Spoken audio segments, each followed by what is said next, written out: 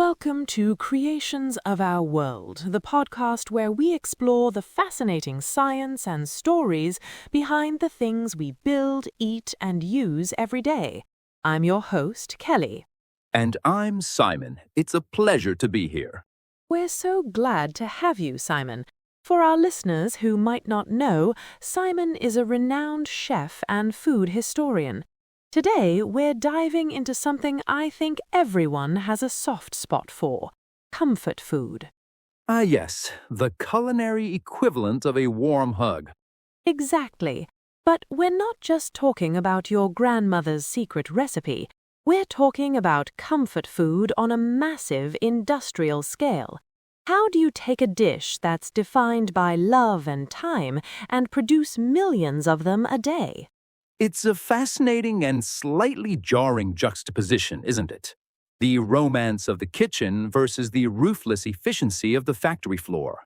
So, before we get to the factory, what in your mind as a chef makes a food comforting?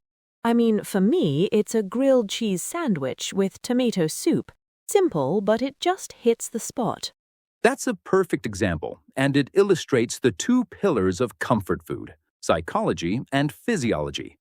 Psychologically, it's about nostalgia. That grilled cheese probably connects you to feelings of safety, of childhood, of being cared for. Totally. It's rainy day food. Exactly.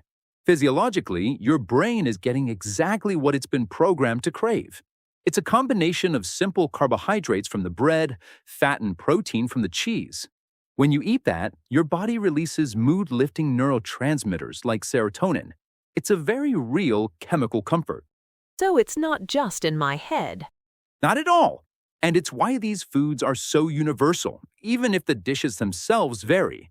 In Japan, it might be a simple bowl of rice porridge called okayu. In Italy, a creamy polenta.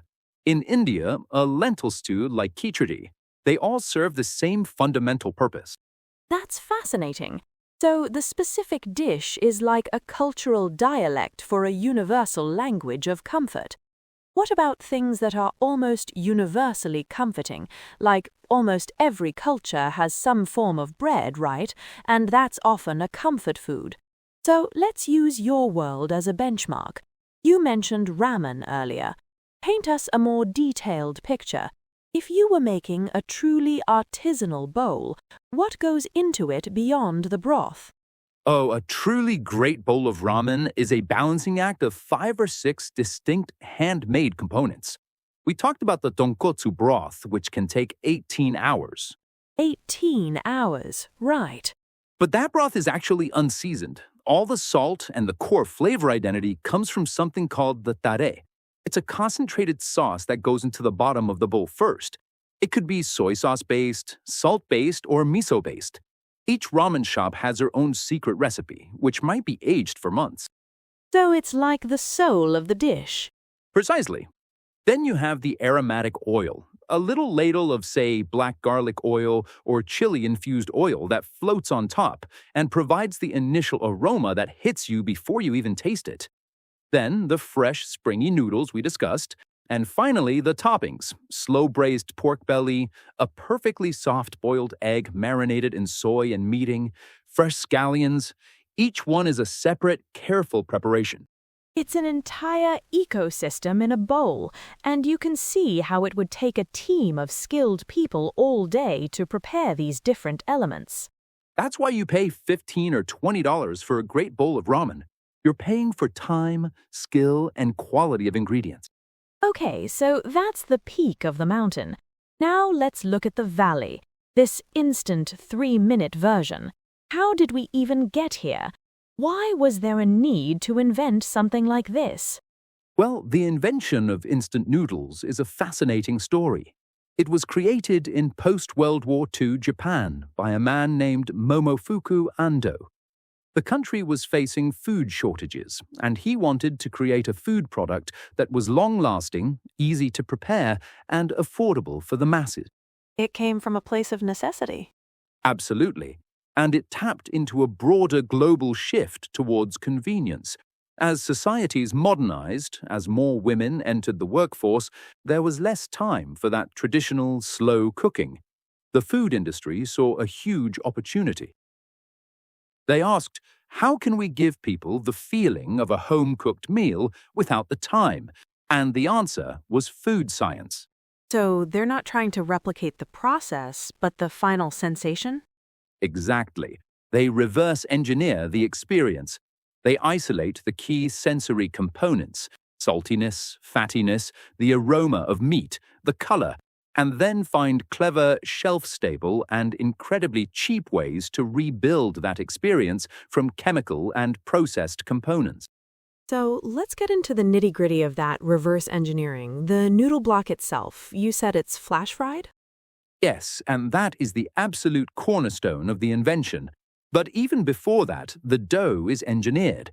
They use specific wheat flours with precise protein contents and often add starches or gums like guar gum to improve the texture and mouthfeel after rehydration. It's all about preventing a mushy noodle. Okay. Then, after steaming, it goes into the fryer. And these aren't just deep fryers like in a restaurant. We're talking about massive, continuous conveyor systems, hundreds of feet long, with precisely controlled oil temperatures. The scale is staggering. Wow, so that frying process makes it porous. Incredibly porous. It's the key. It's what allows for that near-instant rehydration. This single step, this innovation by Momofuku Ando, is what made the entire product possible. It's a brilliant piece of engineering. It is. Now for the flavor packet. This is where the true alchemy happens. Right, the little silver pouch of magic dust. It's a symphony of chemistry. You have the base notes, salt and sugar, then the umami section, which is the most critical part for mimicking a meat broth. The star, as we said, is MSG. Which has a bit of a bad reputation, but it's naturally occurring, right? It is. It's an amino acid found in tomatoes, cheese, mushrooms. Our bodies don't distinguish between MSG from a tomato and MSG from a lab. But for industrial food, it's a powerful tool. To make it even more potent, they often add two other compounds, disodium inosinate and disodium guanylate. Never heard of them. Most people haven't, but when you combine them with MSG, they have a synergistic effect. The perceived umami, or savoriness, is amplified by almost 8 times. It's a way to create an enormous flavor impact with a minuscule amount of powder. That is wild. An umami amplifier. Exactly. Then you layer on the specific beef or shrimp notes. This comes from yeast extracts, which are very savory, and those closely guarded natural and artificial flavors.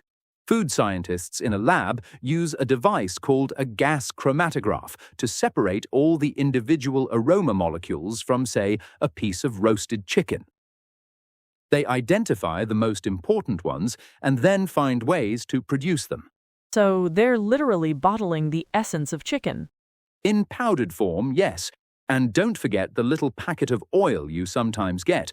That adds the fat component, giving the broth a richer mouthfeel and carrying the fat-soluble flavors, making the whole experience feel more substantial than it really is.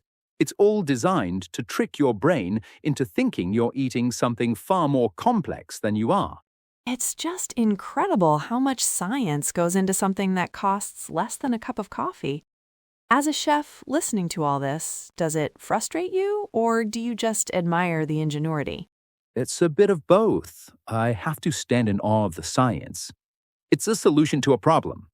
But as a craftsman, you see the compromises at every step. Right. Think of a frozen pizza. The crust is designed not to get soggy.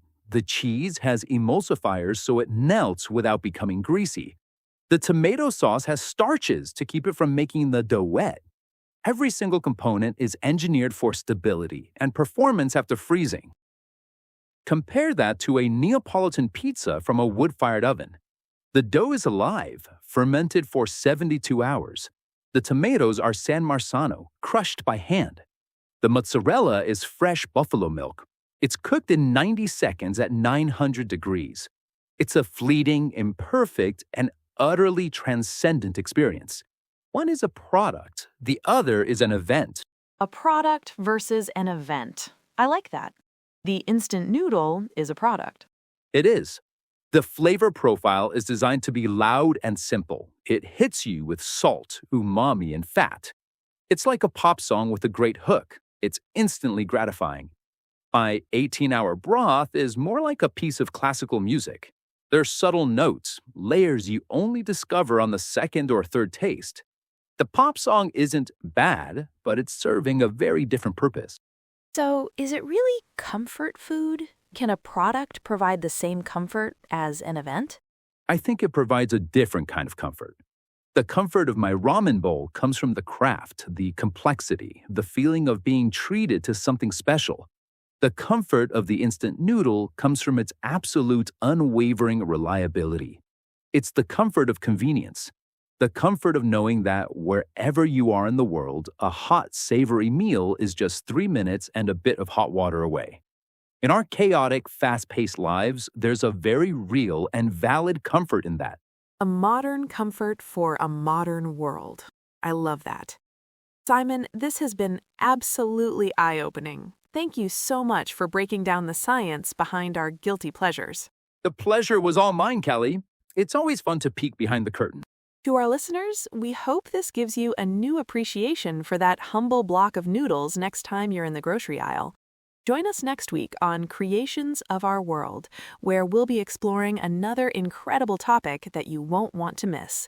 If you liked the episode, please remember to like and subscribe.